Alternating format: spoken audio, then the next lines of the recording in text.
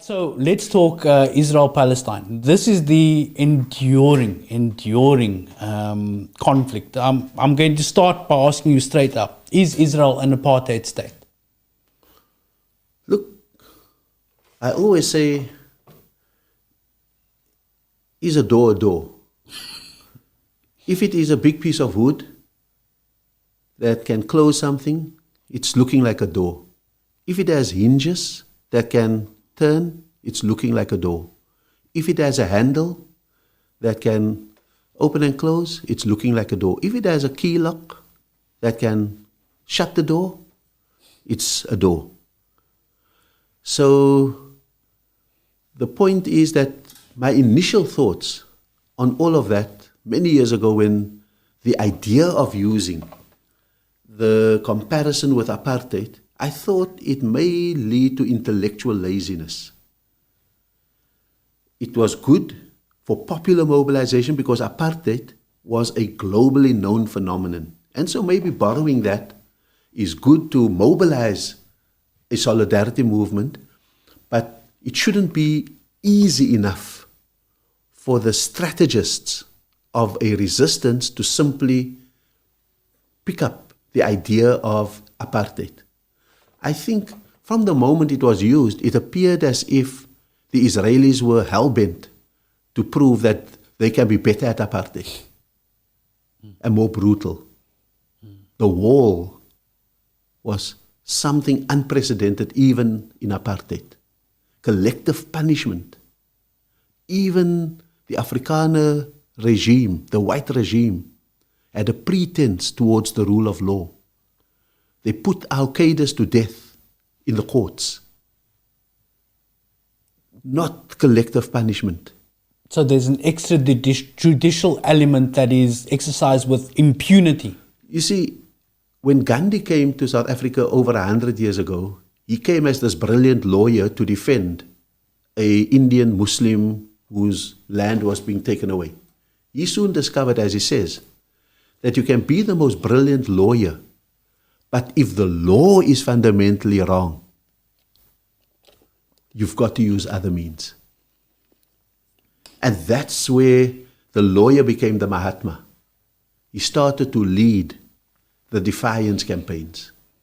So the point that I'm making is that all of these things to supporters of Israel would all appear legal because it's on the law books. But the law is bereft of morality, of ethics, of correctness, of rightness. And so I think that, to come to short, I think they've perfected where apartheid left off. They've brutalized even more what apartheid may have been hesitant to do. And there is an impunity with which they operate because someone has their back, right or wrong. Now, when somebody criticizes the state of Israel and the political system of apartheid that's in operation there, the easy go-to by defenders of the status quo in Israel is to say, well, you're anti-Semitic.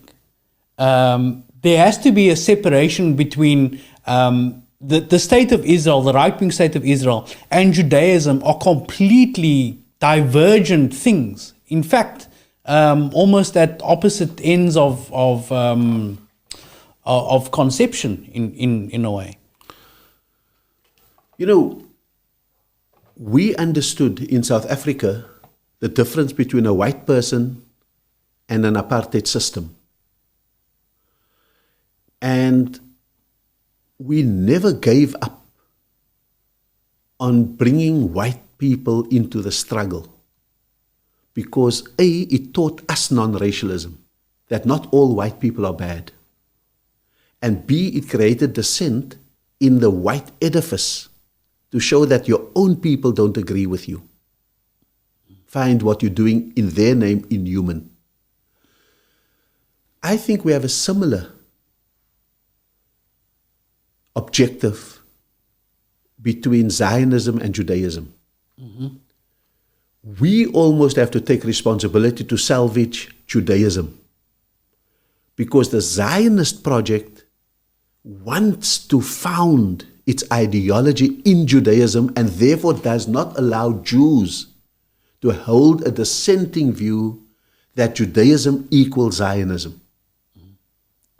But it is for us who must salvage the Jewish soul to say, I will never disparage you as a Jew, even if you make the fusion between Judaism and Zionism. I will always oppose political Zionism because it's politics and it's an ideology. Sometimes, in our anger, some of us make a mistake by disparaging Jews. Sometimes, in our intellectual cleverness, we say all Jews are Zionists.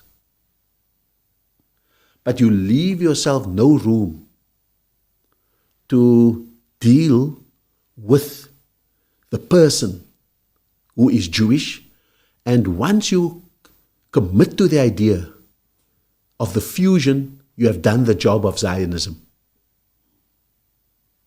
Once you admit to the fusion of those two identities, you have no one to appeal to. And we have begun to see that on the campuses in the United States, there's the growth of the Solidarity movement, the BDS movement, the anti-Zionist movement, and populated also by Jews. We have begun to see certain movements in Israel itself that doesn't give us necessarily hope of redemption, but it's enough to split the edifice, that there are standards that some people will not want to cross. And for as long as there are those, we've got to continue to appeal to the Jewishness in people, even if we know that they are the biggest Zionists, because that's the grip on their conscience that we have. And I say this because history has a tendency of freezing over. Once there was a sprawling Ottoman Empire. Today there's a country called Turkey. Once there was a whole Middle East that was the Hijaz. Today you have Saudi Arabia, Iraq, and Syria, and Yemen. Once there was a Germany that was from Prussia to France.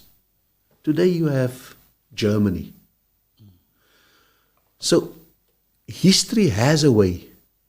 And when the Zionist architects today say we are creating facts on the ground,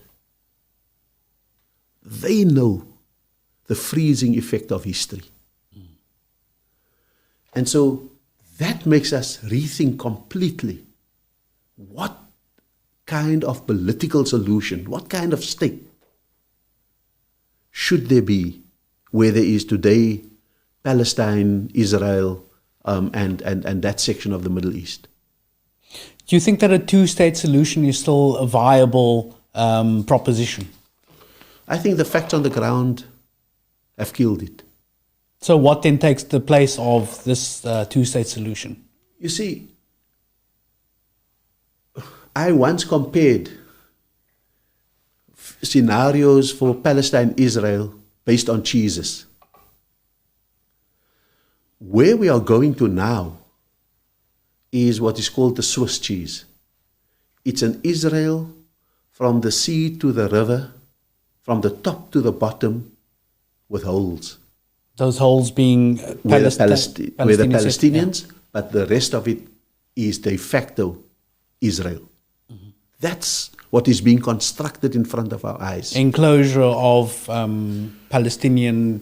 What we supported 30 years ago was the Colby Jack cheese. It's got streak of yellow, a streak of cream. The two states side by side. That's been destroyed.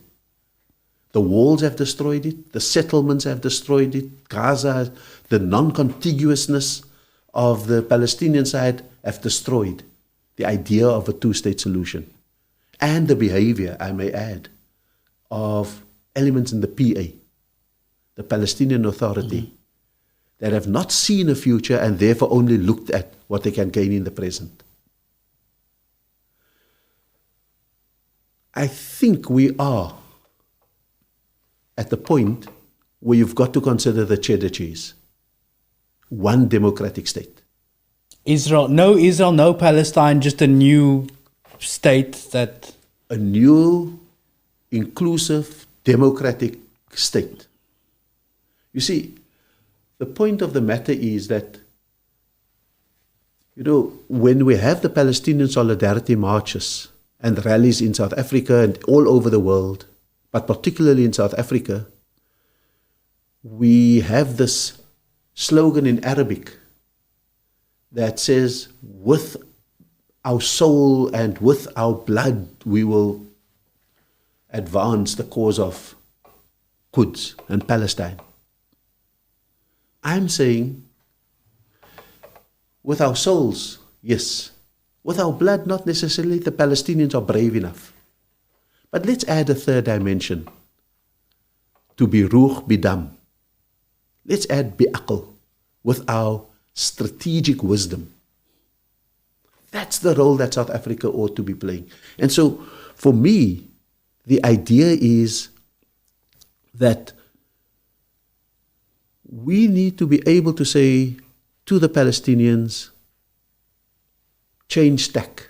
And we've particularly got to say it to the PA, to PLO Fatah. Let's agree that there's a point at which we must walk away from the two-state and say we want a single, unitary, democratic state. One person, one vote. It eliminates the borders, it eliminates this, it eliminates that. Let's do it. I suspect that the conflict is given oxygen because of the possibility of a two-state, which the Zionists are eroding with facts on the ground. And maybe what we need to do is to change the calculus and to say, you've made it impossible. The two-state, it's gone. Let's go for a cheddar cheese state. Thanks for watching this clip from the ROSCOE PALM show on Cape Conscious Media. If you want to support independent media and you enjoyed this content, then click like and subscribe one of these corners over here. We'll really appreciate it.